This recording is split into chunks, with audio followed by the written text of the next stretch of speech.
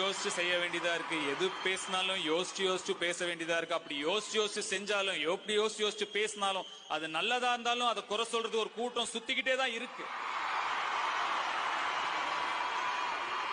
சின்ன கூட்டம் தான், ஆனா இருக்கு. இல்ல ஒண்ணுமே புரியல. எது கேட்டாலும் எல்லாரும் எதையாவது குறை சொல்லிட்டு, எல்லாரையும் ஏதாவது குறை சொல்லிட்டு கை காட்டிக்கிட்டே இருக்கிறது தான் சுதந்திரமா என்ன? அது கிடையாது. அது சுதந்திர துஷ்பிரயோகம். அவன் நல்லவன், இவன் கெட்டவன், இவன் கெட்டவன், அவன் நல்லவன், அது எனக்கு, இது உனக்கு. உனக்கும் இல்லை, இது எனக்கும் இல்லை, படைத்தவனே இங்கு எடுத்துக் கொள்வான். நல்லவன் யார், அட கெட்டவன் யார், கடைசியில் அவனே முடிவு செய்வான். அவன் முடிவு செய்யட்டும், அவன் முடிவு செய்யட்டும், அப்ப பாத்துக்கலாம்.